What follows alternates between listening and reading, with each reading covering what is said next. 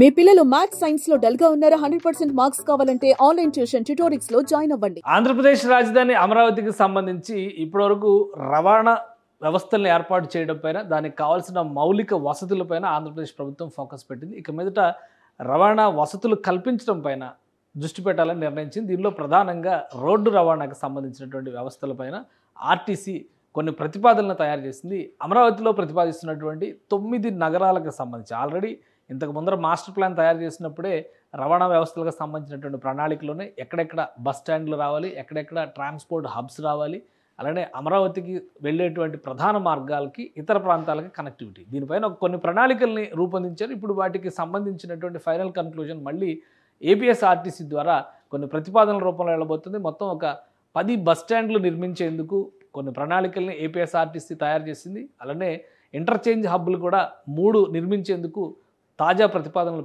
పెట్టబోతుంది. అంటే మొత్తం దీనికోసం కనీసం 165 ఎకరాల భూమిని ఏపీసీఆర్డీఏ నుంచి ఆర్టీసీ కోరేటువంటి అవకాశం కనిపిస్తుంది. ఈ ఇంటర్చేంజ్ హబ్బులు ఏంటి, బస్ స్టాండ్లు ఏంటి, వీటికి సంబంధించినటువంటి అంశాలను ఒకసారి విశ్లేషించే ప్రయత్నం చేద్దాం. ఆంధ్రప్రదేశ్ రాజధానికి సంబంధించినటువంటి ప్రణాళిక వచ్చిన ప్రతిసారి మనం ఈ ట్రాన్స్పోర్ట్కి సంబంధించి అంటే inner ring road, outer ring road, total core capital area ఈ మూడు అంశాలతో ముడిపడినటువంటి రవాణా వ్యవస్థ గురించి మాట్లాడాల్సి ఉంటుంది. అలానే మాస్టర్ ప్లాన్ తయారు చేసేటప్పుడే ట్రాన్స్పోర్ట్కి సంబంధించినటువంటి ప్రతిపాదనలు కూడా తయారు చేస్తారు. ఇది అప్పట్లో రూపొందించినటువంటిది.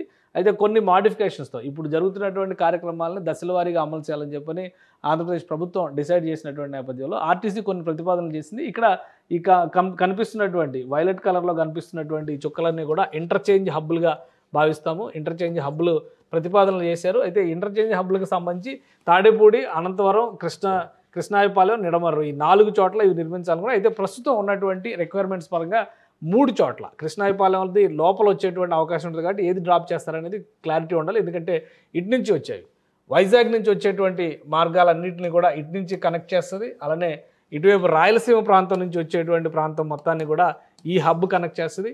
ఇటు చెన్నై వైపు వెళ్ళేటువంటి మార్గాల్ని ఈ హబ్ కనెక్ట్ చేస్తుంది. కాబట్టి ఈ వీటిలో చెన్నై మార్గం, బెంగళూరు వెళ్ళేటువంటి మార్గం కూడా ఇటు నుంచే ఉండేటువంటి ఛాన్సెస్ ఉన్నాయి. సో ఏది డ్రాప్ చేస్తారు ఈ మూడిట్లో అనేది చూడాలి. కానీ ఓవరాల్గా ప్రస్తుతం అయితే 3 హబ్బులు నిర్మించాలని చెప్పని ఒక ప్రతిపాదనని ఏపీఎస్ఆర్టీ తయారు చేసినట్టుగా తెలుస్తుంది. అయితే ఈ 3 హబ్బులు నిర్మిస్తారు. ఈ 3 హబ్బులకి సంబంధించి ఒక్కొక్క హబ్కి 25 ఎకరాల చొప్పున 75 ఎకరాలు మొత్తం అవసరం అవుతుందని చెప్పని రాష్ట్ర ప్రభుత్వాన్ని కోరేటువంటి అవకాశం ఉంది. ఇది ఆర్టీసీ చేస్తున్నటువంటి ప్రతిపాదన. సో ఇవి ఇంటర్స్టేట్ ట్రాన్స్పోర్ట్కి సంబంధించినటువంటి వాహనాలన్నీ కూడా ఇక్కడ ఆగుతాయి.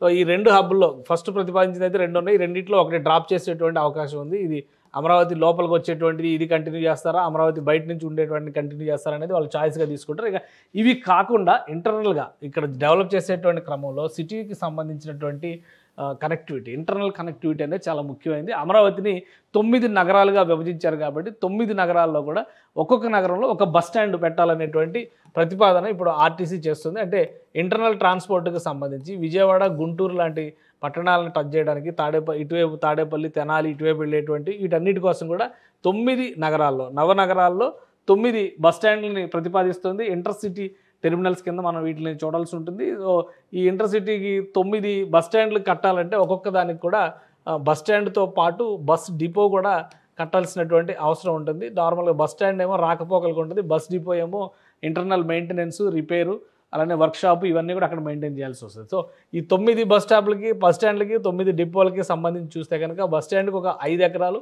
డిపోకి ఒక 5 ఎకరాలు, అంటే ఒక్కొక్క దానికి 10 ఎకరాల చొప్పున కేటాయించాలనేటువంటి ప్రతిపాదనని ఏపీఎస్ఆర్టీసీ సిద్ధం చేసినట్టుగా తెలుస్తుంది. సో మొత్తం 9 బస్ స్టాండ్ల కోసం 90 ఎకరాలు, ఆల్రెడీ 75 ఎకరాలేమో ఇంటర్చేంజ్ హబ్బుల కోసం అని చెప్పి అనుకుంటున్నారు. మొత్తం కలిపి 165 ఎకరాల భూమి ఇప్పుడు ఆర్టీసీకి అమరావతిలో కావాల్సినటువంటి అవసరం ఉంది.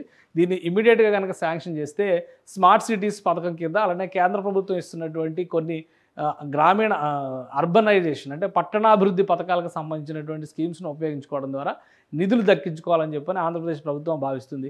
ఇది అమరావతి డెవలప్మెంట్ అథారిటీ ఇచ్చేటువంటి క్లారిటీని బట్టి ఈ పనుల్ని వేగంగా మొదలు పెట్టాలి. అమరావతిలో రాకపోకలు పెరిగేటువంటి క్రమంలో, ఇంటర్నల్ రోడ్ సిస్టమ్స్ డెవలప్ అయ్యేటువంటి క్రమంలో ఈ బస్ స్టాండ్లు కూడా రెడీ అయితే అక్కడ వసతుల కల్పనతో పాటు రాకపోకలకు సులువైనటువంటి అమరావతిలో ఒక ప్రాంతం నుంచి మరొక ప్రాంతానికి వెళ్ళాలంటే ఈ బస్ స్టాండ్లు ఉపయోగపడతాయి.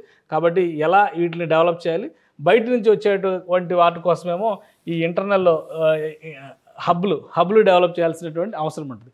సో మొత్తం మీద ఒక సమగ్ర ప్రణాళికతో ఆంధ్రప్రదేశ్ ప్రభుత్వానికి ఏపీఎస్ఆర్టీసీ ప్రతిపాదనలు ఇవ్వబోతుంది. ఇది ఏపీసీఆర్డీఏ ఫైనల్ చేసిన తర్వాత 165 ఎకరాల భూములు కేటాయించడంతో పాటు దీనికి కావాల్సినటువంటి నిధుల సమీకరణ పైన ఆర్టీసీ ఫోకస్ పెట్టబోతుంది. అంటే రాబోయే రోజుల్లో ఒక 2 ఏళ్లలోపే ట్రాన్స్పోర్ట్కి సంబంధించి అంటే రహదారి వ్యవస్థని డెవలప్ చేసేటువంటి క్రమంలోనే దానికి కావాల్సినటువంటి ఇతర సామగ్రిని కూడా డెవలప్ చేసే పనిలో ఆంధ్రప్రదేశ్ ప్రభుత్వం నిమగ్నమైంది. దానికి తగ్గట్టుగా ఏపీఎస్ఆర్టీసీ కూడా ప్రణాళికలను సిద్ధం చేసుకుంటుంది.